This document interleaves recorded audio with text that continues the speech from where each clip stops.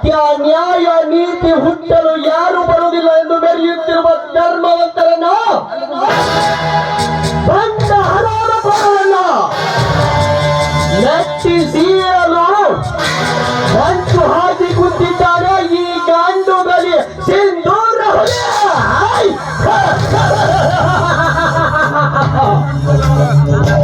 ಸತ್ಯ ನ್ಯಾಯ ನೀತಿಯನ್ನ